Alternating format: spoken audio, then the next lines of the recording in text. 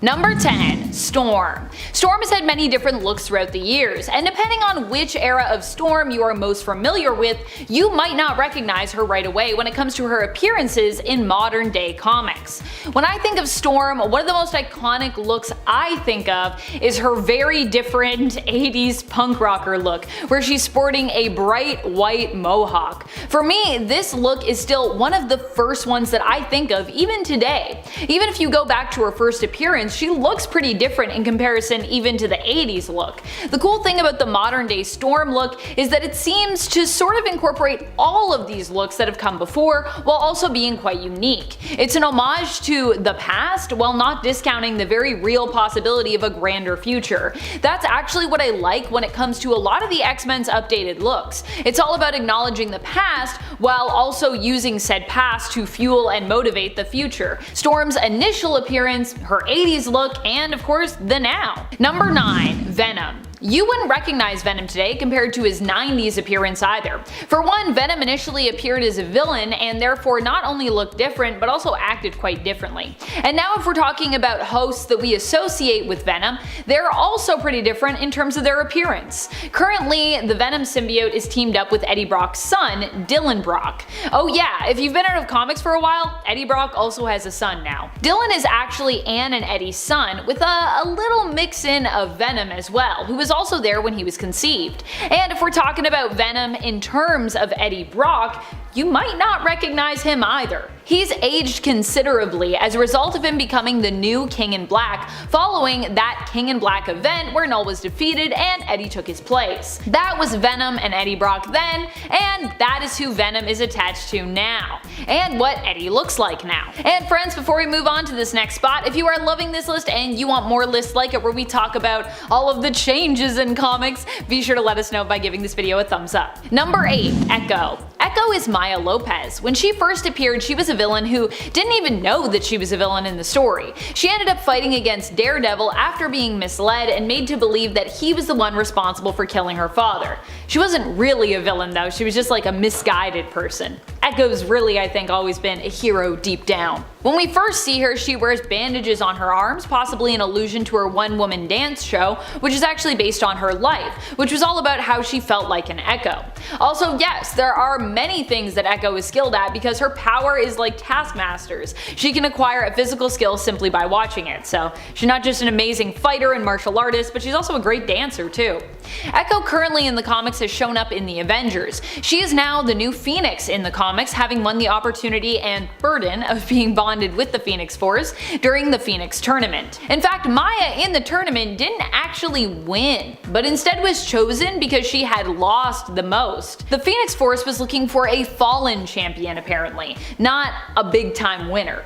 Echo as the Phoenix looks quite different than her initial appearance, no?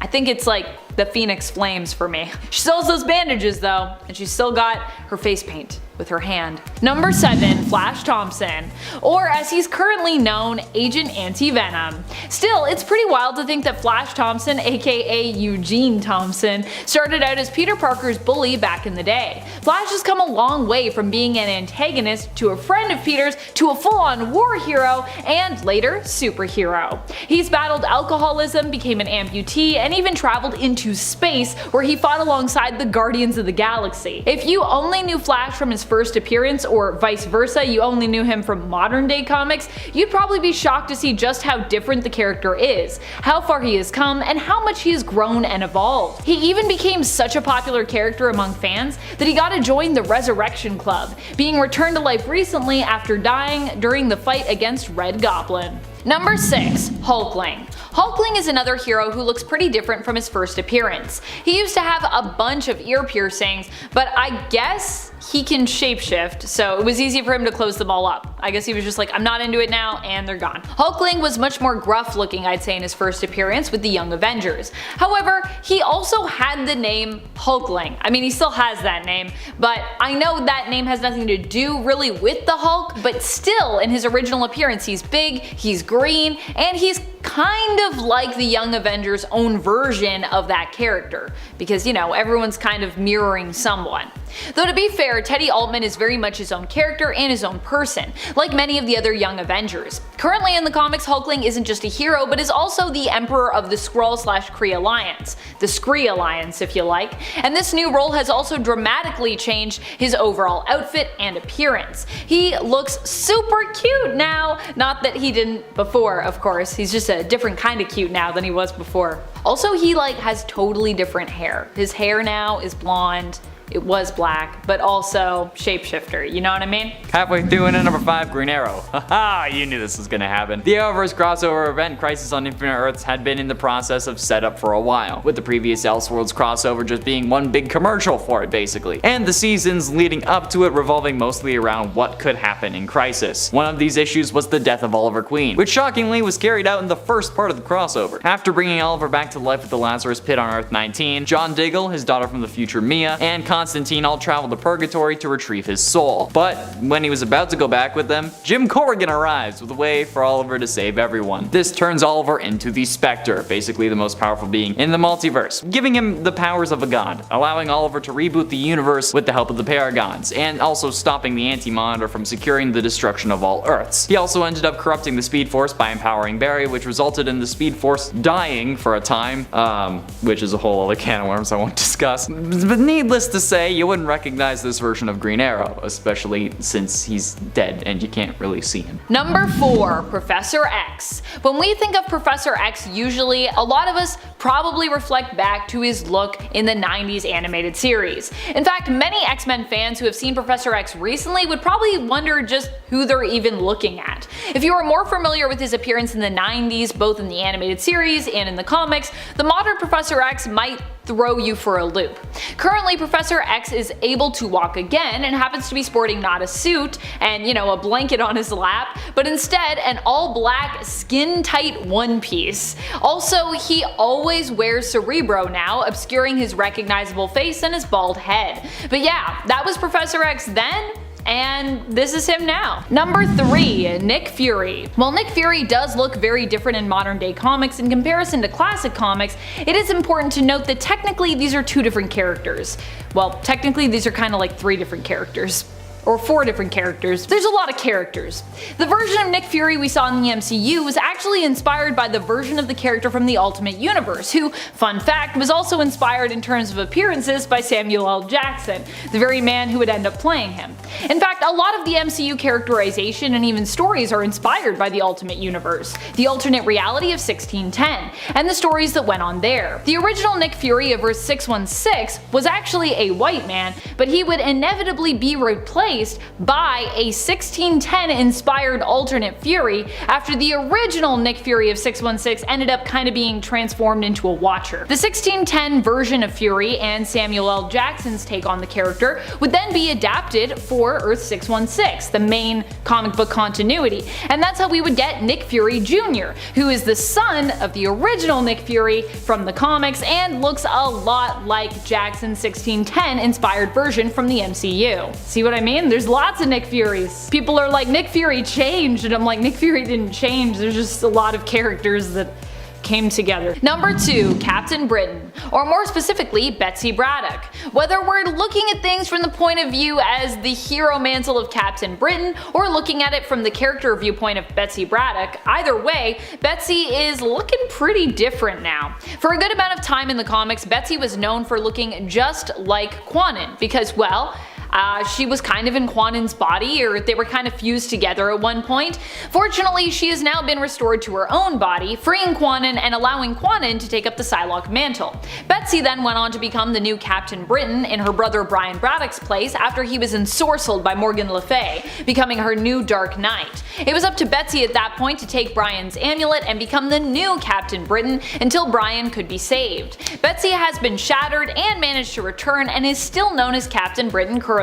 Even though Brian also got free, but then Brian was like, you take it, I'm good, I'm gonna do other stuff. You don't have a lot going on right now, Betsy, so take a thing and then make it your own thing. I like it. Number 1, Captain Kate. Even Kitty Pryde's name has shifted somewhat. She's been known by a few different names in the comics: Shadowcat, Sprite, Kitty Pryde. Now, however, she prefers if you just call her Kate. Captain Kate is the Red Queen of the Hellfire Trading Company, and typically dresses in red as such. But not only that, she also typically dresses kind of piratey now. I personally love it. This is because Kate is now also the leader of the Marauders, who have reclaimed this one villainous name and are basically a pirate crew who sail the seas, bringing those mutants to Krakoa who want to be there, but who for one reason or another can't get there. They also help deliver and intercept shipments of goods as necessary. So the whole look really fits with what Kate is up to currently in the comics, but it is very different from her original or even her past looks. Kate before, Kate now. Although I will say that original outfit that she's wearing with like the red vest and like the stripy shirt, I was like, is there already like pirate vibes that were kind of carried over here? I don't know. Number 10. Hulk. Bruce Banner is still the Hulk in this reality, but instead of being in the wrong place at the wrong time and ending up being exposed to gamma radiation, which would transform him into the Hulk against his will, he was a researcher working for S.H.I.E.L.D. and with the Ultimates to try and rediscover the Super Soldier Serum. Yeah, in the Ultimates, much like in the MCU, everything is kinda connected by this one single thread, this one purpose, the Super Soldier Serum. Bruce would believe he had uncovered the serum and decided against S.H.I.E.L.D.'s better judgment to test it on himself.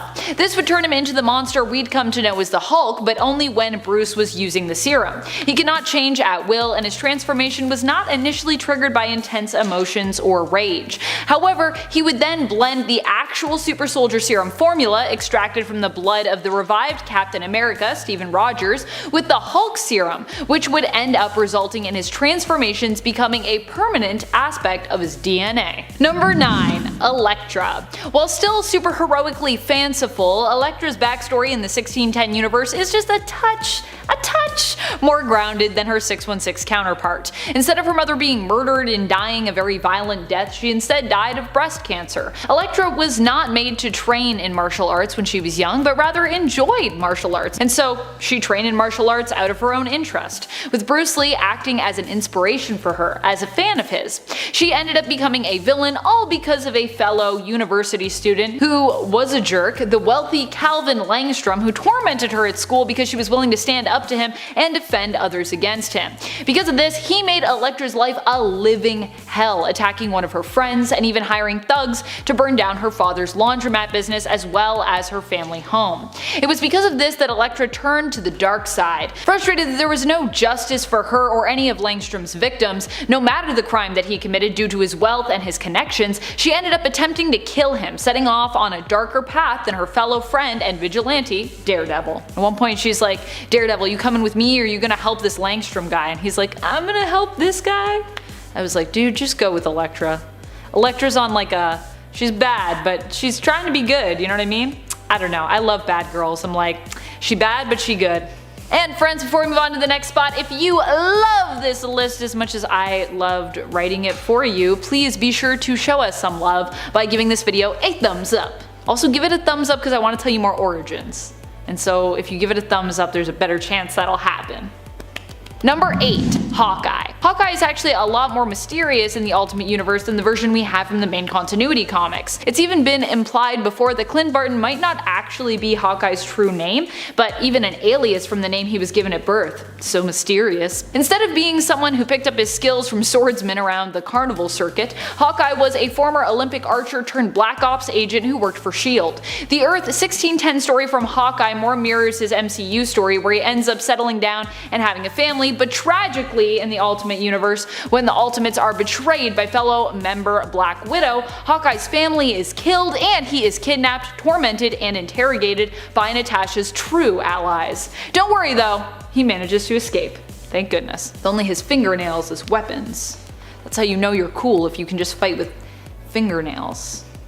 I don't think I could ever do that, although mine are pretty sharp, so maybe. Coming in at number 7, we've got Punchline. From Flatline to Punchline, we've got a fun little segment here. These two characters don't share much besides suffixes though. Punchline is something like a Harley Quinn stand-in, although there is more to her than that. After Joker and Harley had another one of their famous arguments, they split. This time it seemed pretty permanent, so Joker looked for a new second in command. In this search, he found Alexis Kay. She dons the requisite clown makeup, but isn't really one for jokes. Cold, cruel, and exacting, she is somewhat of a Harley inverse. In preparation for the Joker War, she oversaw the stealing of Batman's funds from offshore accounts. She beat up Harley Quinn and stabbed Catwoman, leaving her for dead. Holy moly, she really is all business. Number 6. Black Widow.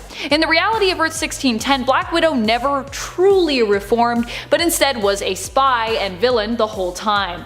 Gasp. It turned out that she was a double agent who was only pretending to serve the interests of the United States. While posing as one of their heroes, she was actually still loyal to Russia and the antagonistic team known as the Liberators, of which she was also secretly a member. Shh, don't tell anyone. Her goal was to destroy the Ultimates, and after winning over their trust and even becoming engaged to Iron Man, she betrayed the Ultimates and turned on them, revealing her true colors. Of course, she may have revealed those true colors a little too soon, as Iron Man easily apprehended her and turned her over to the authorities, but not before she could kill his butler Jarvis in cold blood. R.I.P. Jarvis. Number 5. The Linearverse. The Linearverse is an alternate reality where the people age so slowly that it's almost safe to say they don't age at all. Batman began his career in 1939, with his youth lasting for decades instead of the normal aging of a human. In a way, this kind of represents how comic book characters seemingly never age and grow old, except in certain stories. By the late 20th century, the world had most of its superheroes. After this point though, things get a little whack. See, Earth became a dystopia ruled by the wealthy, which, I don't know, it seems a bit too real for me. And a great disaster was foreseen that actually came to pass.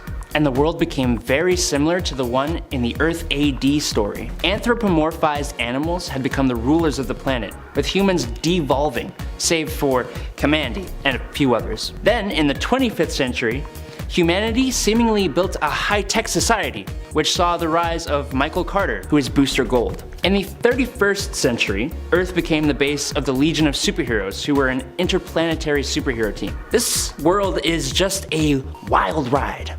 Oh, and it first appeared in Generations Forge #1 in April of 2021. Number 4. Valkyrie. Valkyrie had a very different story than our 616 counterpart. Instead of being an Asgardian inhabiting the body of Barbara Norris, who we know as Brunhilde, she was just Barbara Norris, a 19-year-old girl who was basically obsessed with superheroes, but who had no powers of her own. She was a big Thor fan, and so she kind of decided to imitate his look, dressing up like a scantily clad, sort of Norse goddess or warrior. Barbara did have some skills as a martial artist in training, but was not nearly as experienced as she claimed to be. She wouldn't receive powers until Loki tricked her and her team, the Defenders, into pledging loyalty to him in exchange for said powers. They did not know that Loki was Loki at the time. Valkyrie's gifted powers would grant her superhuman strength, durability, and would allow her to fly. Coming in at number 3, we've got Squeak. A member of the fascinating new group, the Unsanity Collective, Squeak is but a child. Following in the footsteps of Miracle Molly, she is a cybernetically enhanced human with a lot of spunk and gusto. This group is constantly targeted by the Magistrate, who are looking to scapegoat some organizations in their mission to create a police state. Squeak makes for a fun sidekick and a very sympathetic character. She's just trying to make it in a world that is very cold and unkind. And when Peacekeeper 01 and the Magistrate show up to take out Miracle Molly, she's caught in the crossfire. This interplay creates some very hard decisions for Batman and his allies, and leads the story in fascinating directions. While she's not the most powerful or influential character, a lot of the story moving forward hinges on this pink-haired individual. Number 2. Nick Fury. Nick Fury was changed quite a bit in the Ultimate Universe. This is 616 Nick Fury, a former World War II soldier turned super spy whose life was saved by the Infinity Formula. This is 1610 Nick Fury, a former World War II soldier who worked alongside Wilson Fisk's grandfather and Wolverine at the time, but who was taken in by the US military and forcibly experimented on as part of Project Rebirth. In fact, this version of Nick Fury from the Ultimate Universe has an origin story that kind of echoes that of Isaiah Bradley of Earth 616, one of the first super soldiers. In fact, I believe his origins came out only a few years prior to this Origins, which was added in sort of later. 2008 we got it for Nick Fury, and I think for Isaiah we got it like I want to say 2003. 1610 Nick Fury would be altered by the serum he was given, which of course was the Super Soldier Serum, but he would use his enhanced strength and abilities to help his fellow prisoners escape. This version of Fury was also modeled after Samuel L. Jackson, who would later end up being promised a part in potential future films in order to help make amends after Jackson noticed that Marvel had basically used his likeness in the Ultimate Universe without asking him first. But don't worry, it all worked out. No one got really mad, I don't think, about it, so yay. Number 1. Black Knight. Dane Whitman has such a random story in the Ultimate Universe. In the main continuity, he is a more medieval feeling hero who fights with an ancient cursed sword that causes him to kinda lose sanity and become more rabid almost each time he uses it. In the Ultimate Universe, he became more machine than man. Originally, he was a man who served in the military but became a quadriplegic after saving his fellow soldiers in battle. He would then become more of a mech with a human mind, but was considered too insane to actually be used for the team that he'd been recruited on, the West Coast Ultimates. As a result, he spent much of his life inside a stasis tube until he was intended to be used as a weapon against the Ultimates during the events of Earth's 1610 Civil War story. Such a random story. What does this have to do with Black Knight at all? From 616, I don't know. And at 10, Jim Gordon Batman. In the wake of Batman's apparent death against the Joker, plans for a new Batman were discussed, with Powers International laying the groundwork for a Batman-inspired task force. Their first candidate chosen to model this program was Jim Gordon, of course, who was initially hesitant to fill Batman's shoes but eventually agreed. Going through intense government training and getting surgical muscle implants, Gordon was given the first model of a new Batman robot armor, which he nicknamed Rookie, and took to the streets as the new Batman. By complete chance, he ends up finding Bruce Wayne and informs him that he's taken up the reins as Batman. As Gordon hears several different reports about Bruce Wayne being found dead throughout Gotham, he works with Batman to figure out that a Batman from an alternate dark universe, known as the Batman Who Laughs, is the one responsible. Tracking him down, Gordon seeks help from his estranged son, James Jr. However, another dark version of Batman arrives and introduces himself as the Grim Knight. But it's certainly jarring to see Batman go from like this big bulky hero to the lanky and, sorry to say, old Jim Gordon. He even looks fragile. And at 9, Wonder Girl. Yara Flor from the tribe of Amazons from the Amazon is the new Wonder Woman in Future State, who, in the absence of Princess Diana, came out of obscurity from the heart of the Amazon rainforest in Brazil to protect man's world from the magic that is within it. Yara Flor is a demigod who hails not from the island of Themyscira, but from the Amazon rainforest in South America. She has a faithful winged steed, Jerry, and along with her friend Kapora, a forest guardian spirit, Yara travels to the underworld to rescue one of her Themyscirian sisters from the clutches of Hades, the Olympian god of the dead. Yeah, a sister that she's never even met before. Yara is also an active member of the Justice League, although the new rules of the Justice League forbade fraternization amongst its members as a way to protect them individually and not have to go through the same tragedy that resulted in the dissolution of the previous League formation. Wonder Woman and Superman, John Kent, ended up becoming friends. It's also worth noting that despite always willing to work with her colleagues in the League, she's not happy to be a part of it. And at 8, Superboy. Now this seems like it's cheating since there are multiple people who use the Superboy mantle. However, the one that had the most makeovers has seemingly been Con-El, otherwise known as Connor Kent, with an E, because they're not cool like I am. If you read one version of Connor and then read a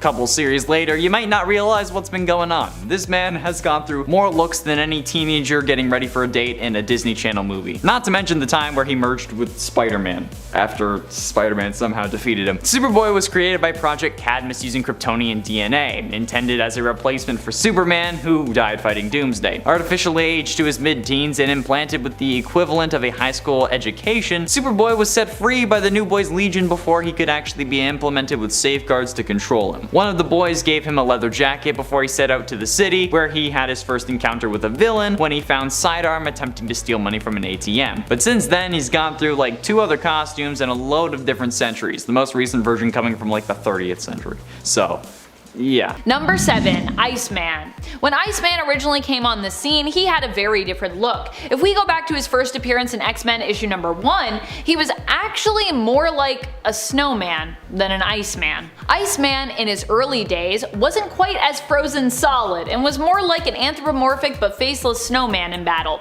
He didn't wear a trademark X-Men uniform, but he did put on his little black booties, which were kind of like, I guess, X-Men trademark uniform booties, because they're black and yellow, and there was a lot of black and yellow coloring with those original uniforms. This meant that Iceman was always the one who had to help Angel get dressed, as Warren had to deal with his wings, both unbinding them and then of course fitting them through his uniform holes, I imagine.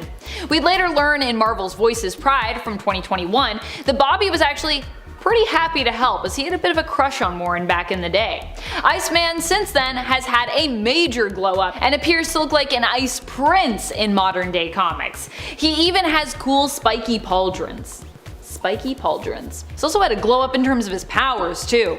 Woo! And at 6, Wally West. Wally's lightning color has shifted based on various circumstances before. After escaping the Speed Force, his energy shifted from yellow to white due to his connection to the Speed Force growing stronger. And Wally's lightning later evolved to an indigo blue cosmic energy, and this was most notable when he united with the Mobius chair. Learning his children were inhabitants of a new dark multiverse Earth created by his own fears of losing them, an Earth that Tempest Fugonaut was now tasking him with destroying. Wally spent one last day with his kids, spending a nice dinner with them and giving them one last kiss before deciding to make his move, knowing what needed to be done. So he forced Tempest to promise him to get his kids to the Earth once he acted, leading Wally to sit on the Mobius chair and obtain its knowledge and power. The new godlike Wally just watched stuff and then just kind of destroyed everything.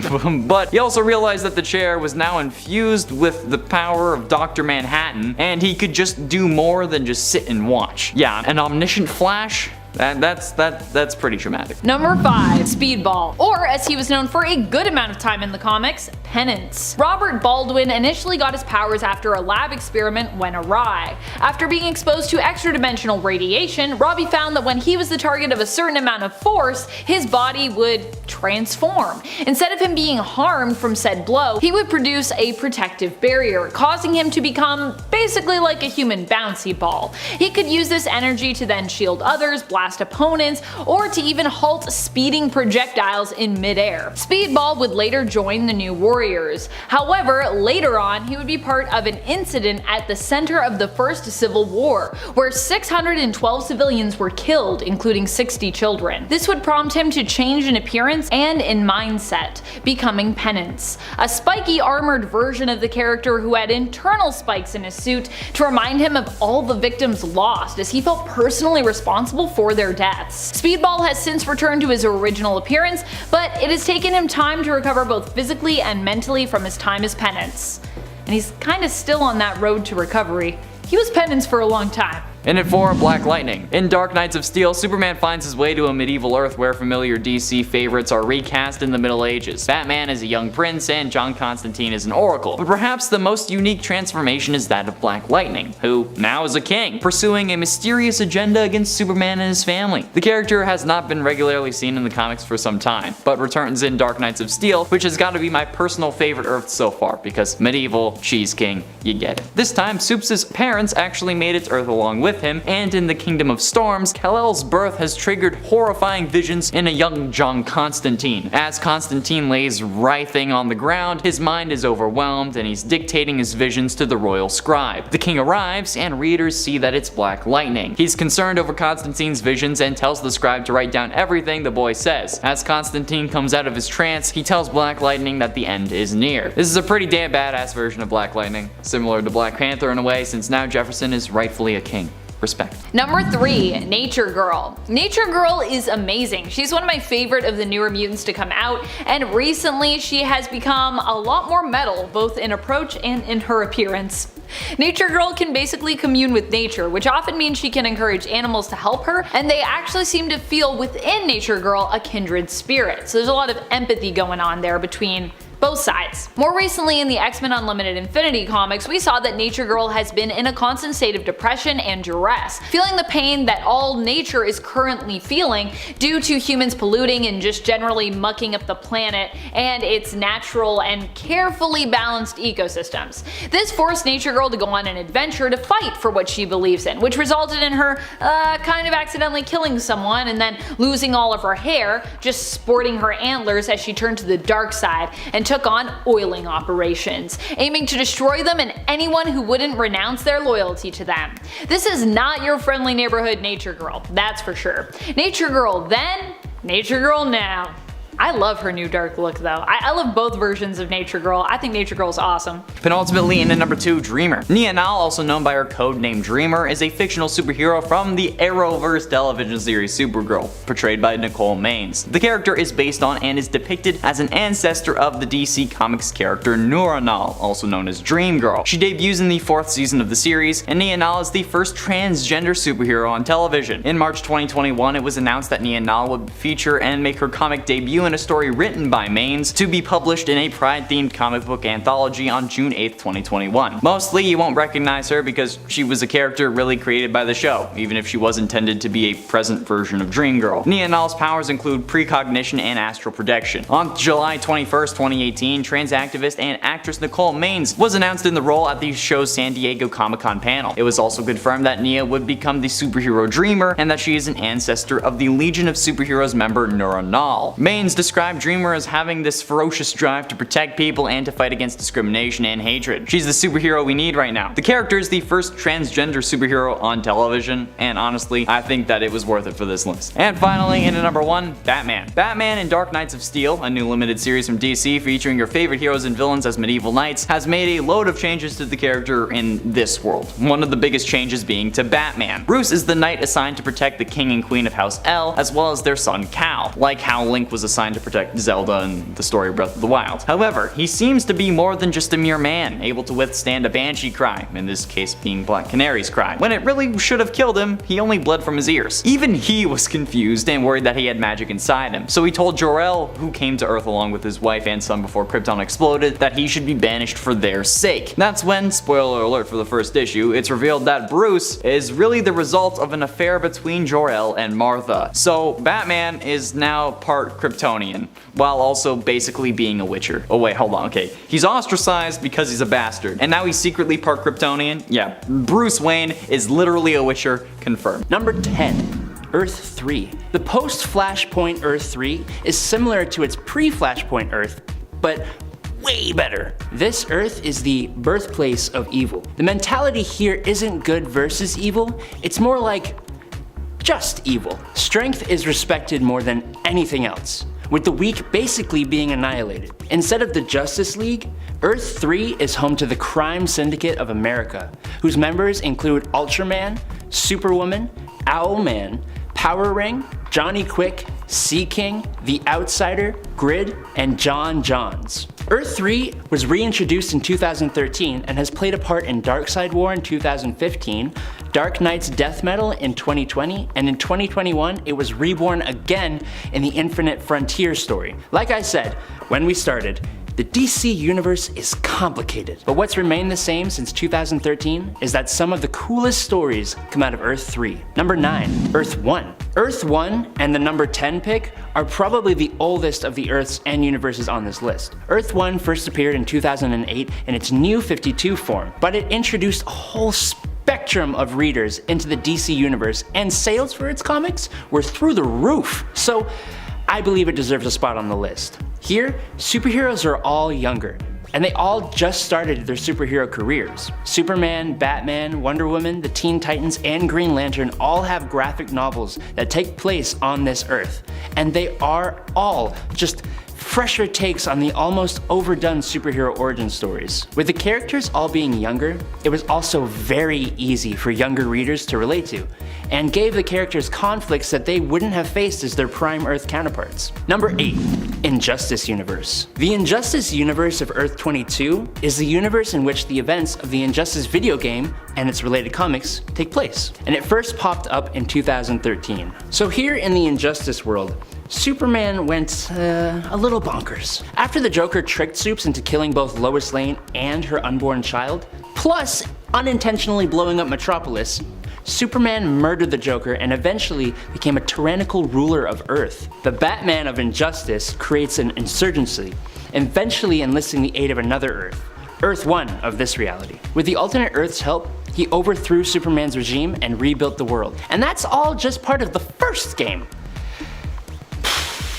Number 7. Bucky Barnes. As opposed to being the camp's mascot like he was in the golden age of Marvel Comics, Bucky here was a young friend of Steve's who joined him on his journey in the military working as a press photographer. Makes sense. Bucky would not go missing before Steve, or actually go missing at all. Instead, it would be Steve who went MIA and was presumed dead, and Bucky who had to live with this and move on. Bucky Barnes would not become the Winter Soldier, but instead would live a relatively normal life, returning home and bonding with Roger's fiancée Gale. In fact, the two grew so close that they ended up in a romantic relationship, and Buck would marry Gale instead. By the time Steve returns from the ice, Barnes is now an old man. I like this reality where like Bucky just gets to grow up and like have a normal life. It's pretty cool. Number 6. Archive of Worlds. The Archive of Worlds isn't so much an alternate Earth, it's actually an artificial multiverse which contains pocket dimensions in the form of film reels. Now that's just kinda nuts on its own, but then take into account the fact that it was created by a mad god, Artur Io, who is the god of tales, who is jealous of the new god of tales, which is the internet.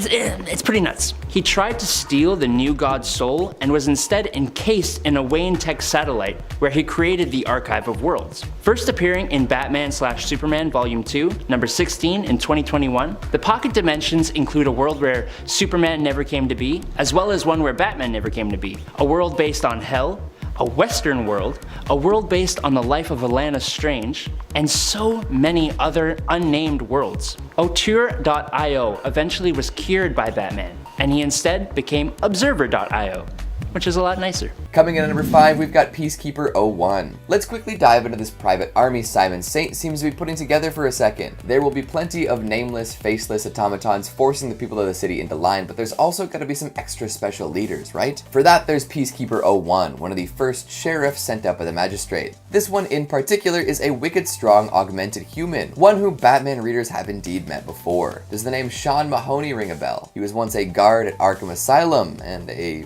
brutal one at that. But for a while there was no way for him to get back to work. He was the one who discovered the dead body of Bane, killed by Joker gas, and also went back to rescue some nurses, losing limbs in the process. However, Simon Saint offered him a whole new life with some prosthetic limbs to boot. All he has to do is lead the all-powerful magistrate police force in their mission to totally take over the city. Who's gonna say no to an offer like that? Number 4. The Metalverse. Okay, I know we're going to talk about the Dark Multiverse, but we haven't talked about, and we need to talk about, the Metalverse. So basically, after Perpetua defeated the Justice League, she gave Prime Earth to the Batman Who Laughs. He and his Dark Knights defeated all the heroes and then reshaped the Earth into his vision. Look at this super cool map! He turned Gotham City into a whole continent super city that is guarded by Joker dragons. He made his home Castle Bat, which is another version of Batman who became a sentient Gotham. There is a hell on Earth called the Hellscape, ruled by Wonder Woman. Arkham Wasteland, ruled over by Harley Quinn. A Superman-powered new Apocalypse prison where all the remaining heroes are held. Megapocalypse with a Rainbow Valley where all the Lantern Rings lay because no one is worthy that exists anymore. This version of Earth Prime isn't exactly an alternate universe, but it definitely sounds like it should be. Hey nerds! Just wanted to say thanks for watching. It means a lot to us. If y'all don't mind smacking that like button, it would help us out. And it helps YouTube know we don't suck. Okay, on to the top 3. Number 3, Iron Man. Iron Man's initial backstory, which got retconned into just being basically a weird anime show, was a lot different than his 616 counterpart. I know that technically this is no longer canon in terms of his backstory within the 1610 universe, as instead his initial origins was moved over to Earth 55921, but before that happened, before it was retconned away, it was canon in the 1610 universe, and I like to remind everyone of just how gloriously bizarre it was. So here we go. Orson Scott Card was the writer behind the series, a sci-fi writer who you might recognize the name of, as he is the author of many other acclaimed science fiction works such as Ender's Game, which if you are like me, you read Ender's Game in school and you were like, this book's actually pretty good. I don't know if that's what happened to you, but that was my story. I feel like that's actually maybe why I like sci-fi today. That might have been the beginning. Maybe. That and Stargate. The Ultimate Iron Man series, however, ended up being a little too out there for comic book fans in terms of what it offered when it came to shaking up Tony's origins. Shook it up a little too much. Tony here was a child who was altered while in his mother's womb by a lab accident. He ended up being born with neural tissue all over him, which made him extremely sensitive to the world around him, but also made him hyper intelligent. His father Howard would create a liquid suit to protect his son from the world he was so sensitive to, but this suit would have its drawbacks and would also make Tony appear blue. So there you go. Number 2. Deceased. You know how Marvel has the Marvel Zombie storyline? Well, this is basically DC Zombies. That's a bit of an unfair comparison though. The two stories are very different, with the DC version ultimately being slightly more grounded and emotional. In this reality, Cyborg has been captured by Darkseid on Apocalypse, and it's revealed that the anti-life equation lives inside him. When Darkseid tries to take the equation, it is instead corrupted, causing Darkseid to explode Apocalypse, but not before Cyborg was sent to Earth. Once he arrives, he inadvertently infects the entire world with the anti-life equation, which has taken the form of a techno-organic virus. This turns millions of people and a lot of metahumans into zombies. The story follows the survivors as they try to quell the threat, and eventually leave the Earth to settle a new home. I kinda prefer this to the Marvel Zombies story. I don't know, it's a survival story instead of a funny zombie story. I like it. Sue me. Please don't sue me.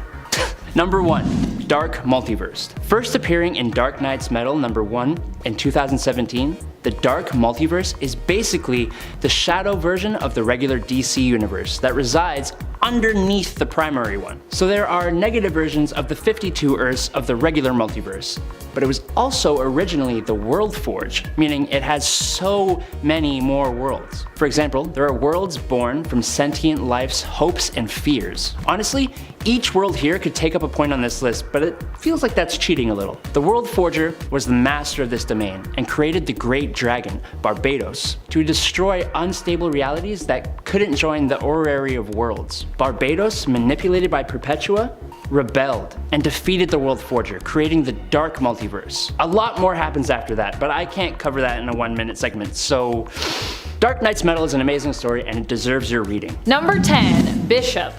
As some of you pointed out in the comments on the part 1 of this list, a lot of 90s characters, especially 90s X-Men, have completely different looks in the modern day when compared with their 90s appearances. Lucas Bishop is definitely one such character. Although he still has his M tattoo over his eye and a few details in his costume that pay homage to his original look, Bishop has definitely seen some changes, some of which might be so great that fans may not at first recognize him. While he still often is seen with his XSE guns and even still sports a red bandana, Bishop is now a member of the Marauders. Gone are the days of those 90s X-Men colors, and modern day Bishop dresses mainly in reds and blacks, in homage as well to his role as the Hellfire Trading Company's Red Bishop. Also, I love that Bishop is the Red Bishop because he's a bishop and his name's Bishop, it's crazy. Number 9. Crystal. Crystal's initial appearance had her recognizable mainly by her ginger or strawberry blonde hair and a simple white dress. I personally always thought of Crystal as being ginger, but then I see so many different versions of her where she has like maybe blonde hair.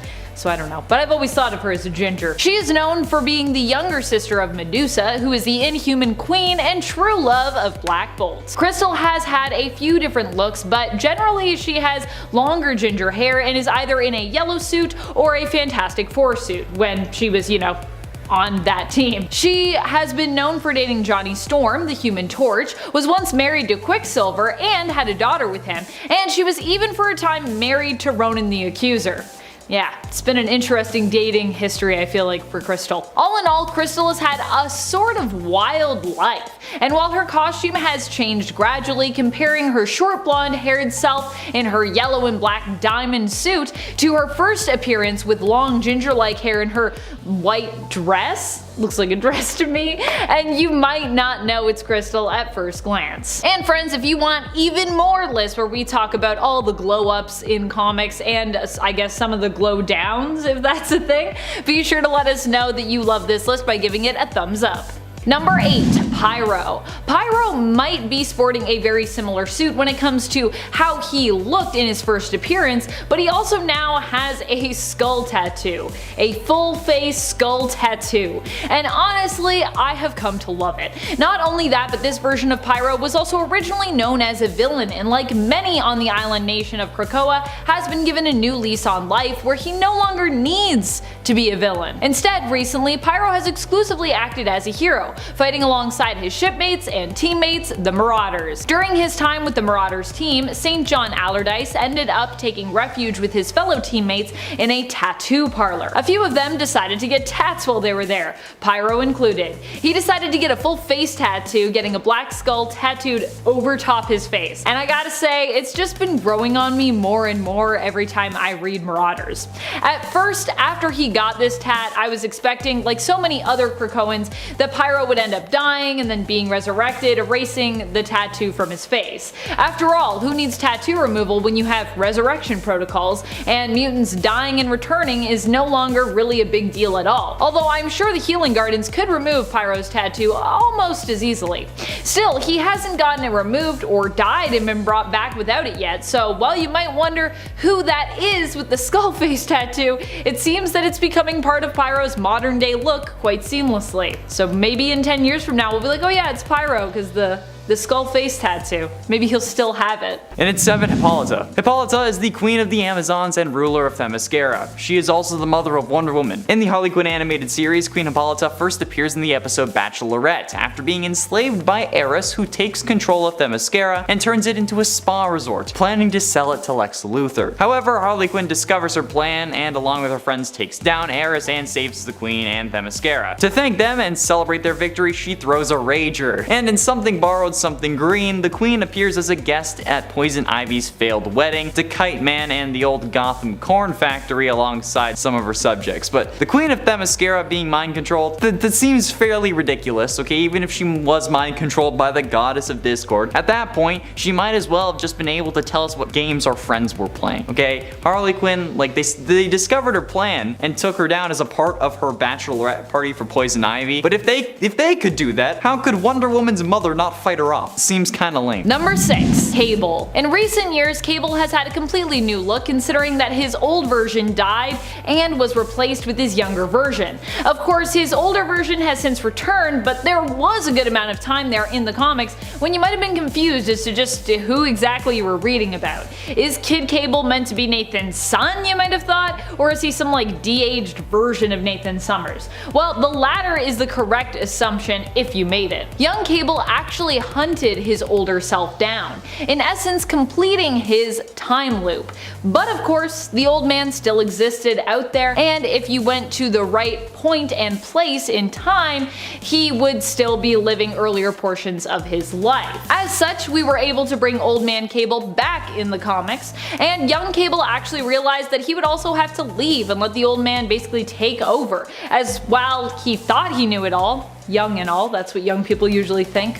They think they know it all. It turns out he still has lots to learn. Honestly though, I love both versions of Cable, and I wish that old Cable could team up with his younger self on more occasions. I want like a Kid Cable and Old Man Cable team up comic.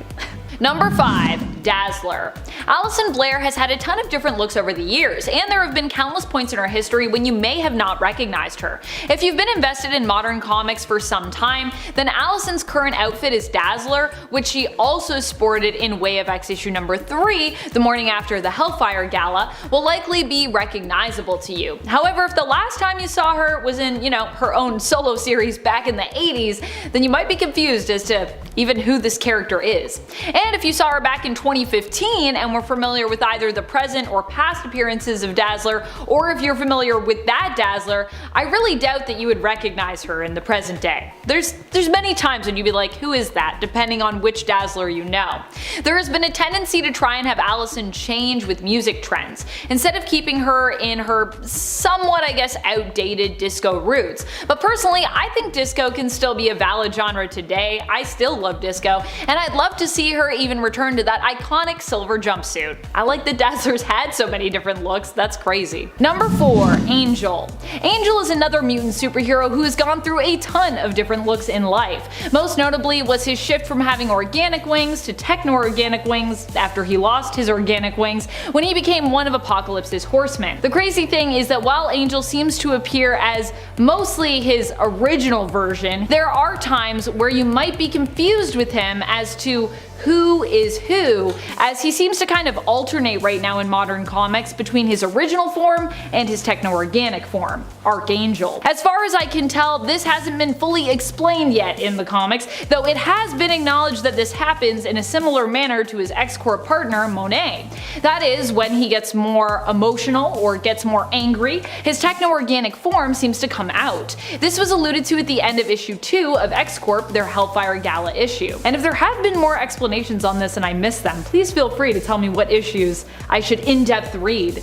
Because yeah, I feel like there's little details, but we haven't gotten like a full, here's how it is, let me break it down for you. Getting close to the end, and in number 3, Wonder Woman. The Dark Knight's death metal story wrapped up early 2021 with issue number 7, and in that issue and the issue before, we see Wonder Woman at her most powerful, in a godlike form that's even more powerful than a god. As the comic puts it, quote, "She has been a god before, but at this moment she's more. At this point she has ascended past godhood and can see all of time and all realities.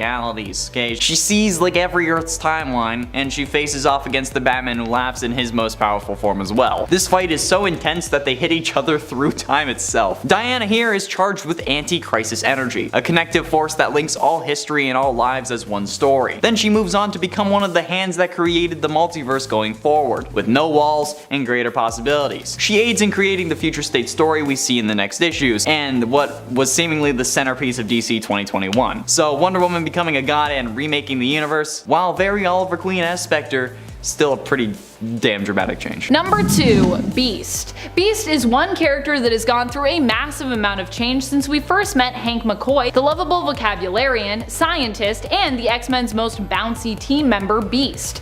Back then, Hank was just a relatively large man with enormous feet and enormous hands, but his mutation continued to progress long after that first appearance, changing when he ended up forced to take a serum that he had created based around the hormone that causes mutation.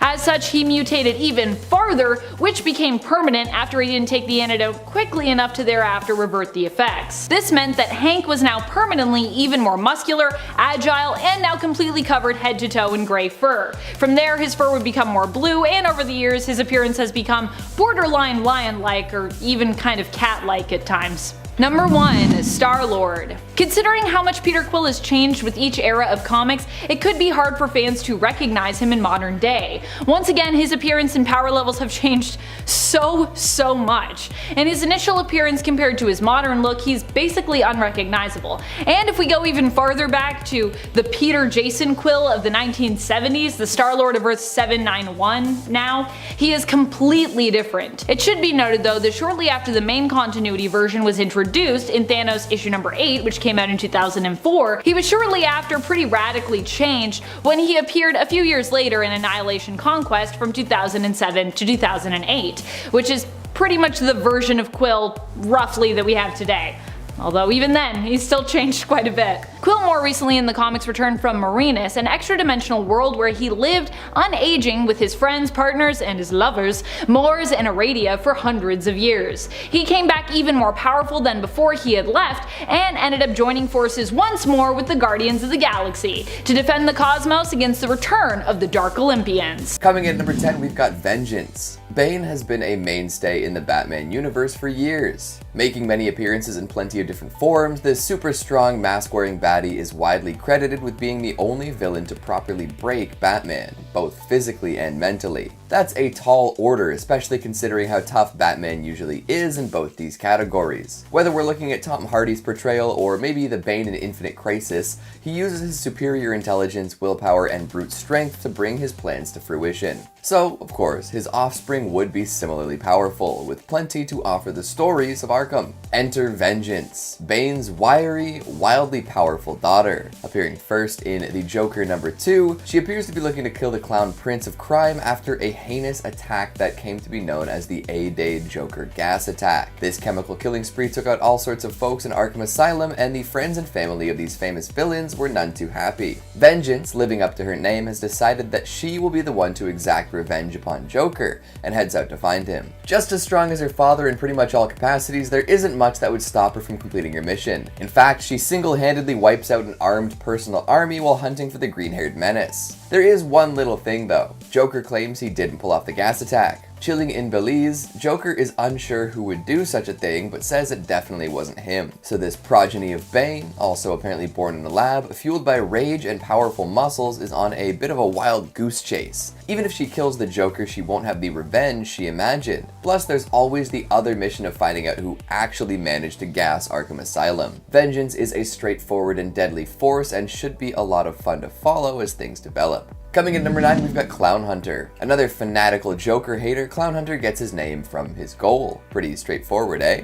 He wants Joker dead, and he wants to ensure this is done by his hands. Clown Hunter, aka Bao Fam. He hunts clowns. Why though? What would drive a young man to committing his life to killing a clown? Sure, Joker's done plenty of heinous things in his lifetime, but that's almost a given of living in Arkham City. Wouldn't most people like to figure out a way to live productive lives, even with the chaos turning in the background? Well, things are personal when it comes to Clown Hunter and his supposed prey. As a child, he witnessed Joker kill his parents in cold blood and then run off cackling into the night, as Joker tends to do, of course. With this traumatic experience, Clown Hunter was committed to a life of hating Joker. He also came to believe that Batman simply wasn't doing enough to deal with this moron society. Joker kept killing innocent people and was always allowed to live afterwards. Even if he were to be imprisoned, restrained, or otherwise removed from society, he'd make his return in one way or another. So Clown Hunter decided that Joker needed to die. Batman was too lax with him, and so were the rest of the crime fighters in Arkham. Armed with a batarang-tipped baseball bat, Clown Hunter killed something like a dozen of Joker's henchmen and even planned on killing Harley Quinn. Somehow, someway,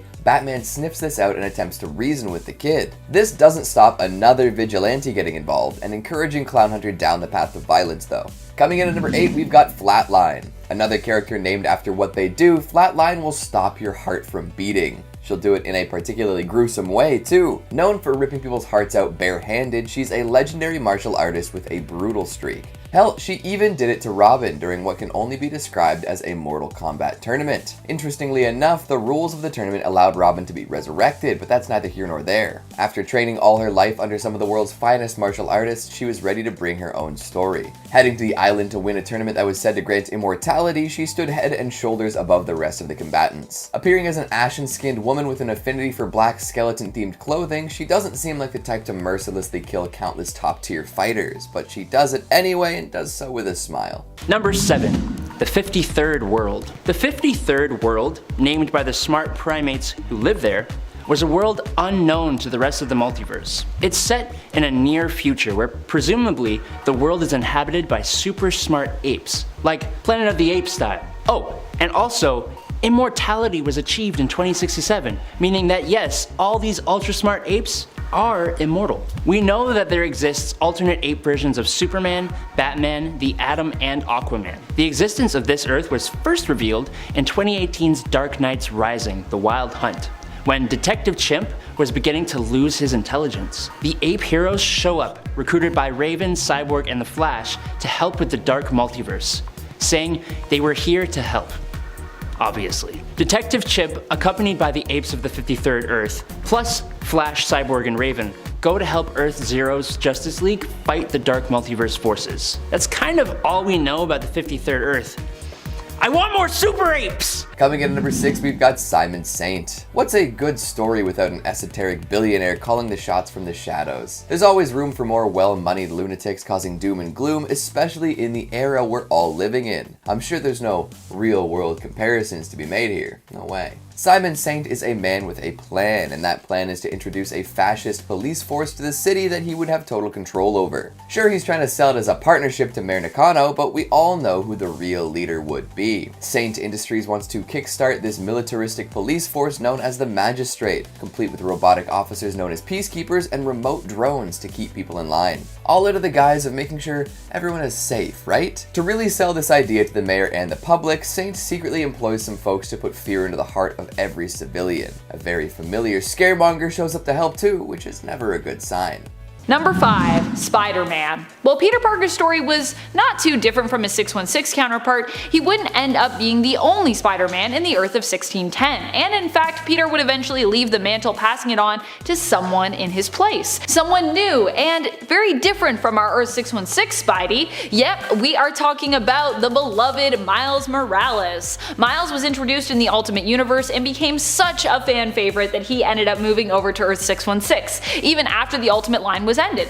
Miles' backstory was that he was a teenage kid who was bit by a genetically enhanced spider exposed to the Oz formula while he was visiting his criminal uncle Aaron Davis. Miles was your average, awkward, but lovable hero who happened to be a teenager caught in the middle somewhat of family drama, with his uncle being a criminal and his dad Jefferson drawn into crime alongside his brother Aaron, who ended up working in secret as Fury's eyes and ears in the criminal world, but then later decided to leave it all behind and become a police officer instead. Coming in at number 4, we've got the Gardener. Much more dangerous than her name suggests, this green-thumbed villain has roots deep within Batman's lore. Introduced as an eco-terrorist who will do anything to keep the world as green as possible. If doing so requires the use of weird plant-animal hybrids and destructive attacks upon important areas, so be it. Interestingly enough, this villain has connections to another plant-based Batman rival. You guessed it, the Gardener has a history with Poison Ivy. In fact, the two dated in college. Imagine that. These photosynthesis enthusiasts have quite a lot in common. Add in the fact that the Gardener knows about Poison Ivy's transformation that will make her into Queen Ivy, and you've got a very interesting new addition. Number 3. Green Lantern Legacy. Green Lantern Legacy is a one-shot comic from 2020, in which we are given an alternate Earth where the Green Lanterns of Earth were John Stewart, who we already know, and a Vietnamese woman named Kim Tran. Now, Kim Tran, like most of the Green Lanterns, was an awesome hero who never let evil escape her sight, in brightest day or blackest night. She was a pillar for her community too, helping people from all walks of life. And she even helped other Vietnamese immigrants feel at home in this new city. The comic, though, really follows Tai Pham, who is Kim Tran's grandson, as he takes up the mantle of Green Lantern from his grandmother, becoming one of the youngest Green Lanterns at 12 years old. We see him struggle with racism, bullies, his own fears, and against the Yellow Lantern. It's a great story, and it gives some well-needed Vietnamese representation to the DC landscape. Give it a read! Coming in at number 2, we've got Miracle Molly. Searching for a way to live life beyond the means of what most would consider sane, this green-haired so-called criminal founded the Unsanity Collective. A group meant to allow civilians to live their lives without the weight of their past trauma, it develops technology that flies in the face of the Magistrate. Molly is the brains behind the operation, building and distributing gadgets and tools to all of her followers. Although their goals are noble, they go about their plans in ways deemed unacceptable by the powers that be, which causes a whole lot of problems, as you might imagine. However, Batman infiltrates the collective to find out more and discovers how genuine and committed Miracle Molly is. Although their actions are criminal, their hearts are in the right place. The Magistrate and in turn peacekeepers don't like this. An enemy of an enemy becomes a friend, and Batman joins the fight in an unpredictable way thanks to the influence of Miracle Molly. And finally at number 1, we've got Ghostmaker. Oh damn. This vigilante trained with pretty much all of the same people Batman trained with and rivaled the Caped Crusader all throughout his life. There is one major difference, however. Ghostmaker is willing to kill. In fact, sometimes Ghostmaker believes that killing is sort of an art form while fighting crime. He's all about the art when it comes to dealing with criminal elements, which is a very interesting way to go about it. His values clash with the Bat's quite often, spurring on many fights between the two. However, when a bigger threat emerges, it becomes clear that the two vigilantes must team up or be defeated.